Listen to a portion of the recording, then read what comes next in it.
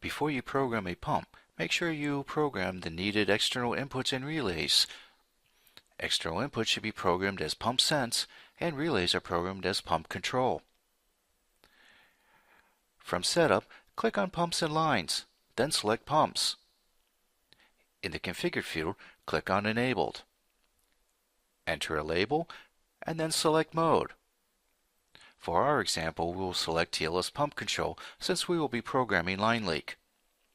Next, select the tank the pump will be assigned to, followed by selecting the external input being used for Pump Sense from the pull-down menu.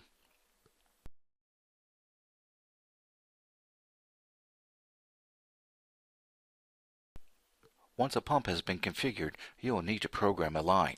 Each pump must have a line assigned to it. Select Lines in the Pumps and Lines Setup menu.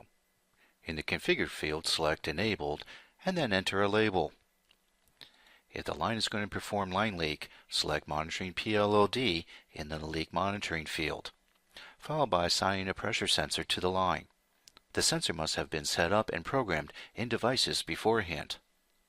The next field to set up is if the line is manifolded. A line is considered manifolded if it contains more than one pump. Select Yes if the line is manifolded, and then select the Dispense Mode. There are 4 dispense selections: Standard, Alternate, Sequential, and All. Standard. Typically this indicates there is only one pump in the line. When Alternate is selected, the tank with the greatest inventory level will be dispensed from first. Every time the external input goes high, the console will check the volume of each tank in the manifold. This mode will keep the volume in the tank close to the same volume. Sequential. In this mode, tanks are pumped low one at a time until volume drops below the pump threshold percentage.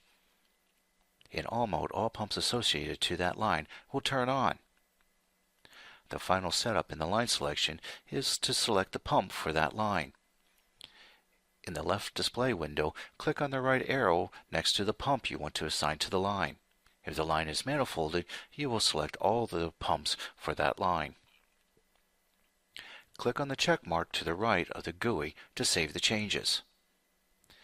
If the line will be performing line leak, you will need to navigate to the DPLLD section under Pumps and Lines. PLLD. First configure PLLD to Enabled. Next, select the controlling pump. This is the pump which the line pressure sensor is installed. Manifold lines will have more than one pump, but only one of these pumps will have a line pressure sensor installed in it. Next, select the pipe type from the pull-down list. Depending on the pipe type will determine the selected pipe diameters. You will need to enter the total number of feet for each pipe diameter. The thermal coefficient is a read-only field pulled from the tank setup.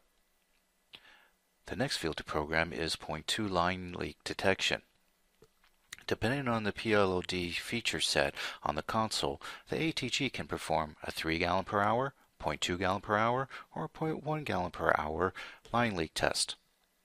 Local regulations will determine which tests are needed and how often they need to be run. 0.2 gallon per hour tests can be scheduled to run in the following manner: repetitive, monthly, or manual. In the repetitive mode, after a dispense, a 3 gallon per hour line test is run, followed by a 0.2 gallon per hour.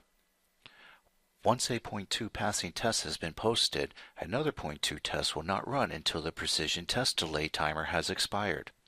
This timer will allow tank testing time to perform its tests. If the console is running CSLD, the precision test delay should be set to 60 hours. When monthly is selected, the console will run a 0.2 gallon per hour line test until it is posted a passing result, and then stop testing for the rest of the month. In manual mode, a 0.2 gallon per hour test is only performed when an operator starts them tests manually. 0.1 gallon per hour tests have similar modes to determine when to run the tests. They are repetitive, auto, and manual.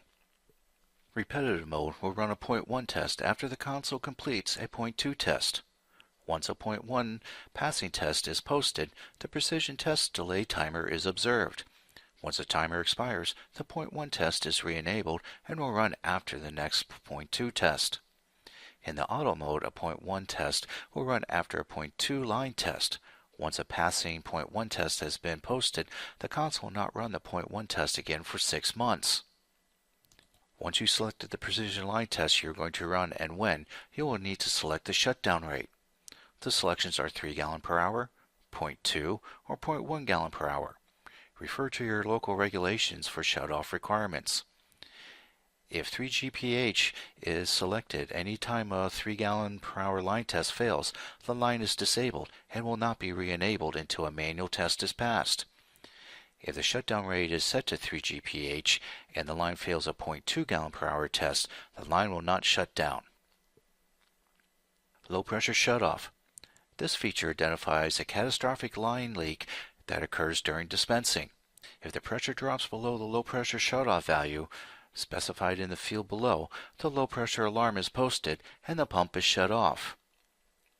Enable this feature and then enter a pressure value, typically around 10 psi. The continuous handle timeout monitors the dispenser hook signal and will post an alarm when the signal has been active for more than the programmed time.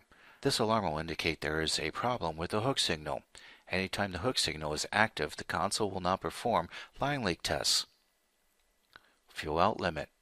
Sets the lowest level in the tank the console can perform line leak tests at. If the level in the tank goes too low, there is a chance the STP can pull air into the line, which can affect the performance of the line leak. Refer to the insertion link to the STP to the tank chart to obtain the value for this feature. Once the level in the tank goes below the threshold, the console will not perform line leak testing and will disable the line until the product is above the threshold. You want to make sure the threshold is above the intake for the STP. The next selection is to program all lines.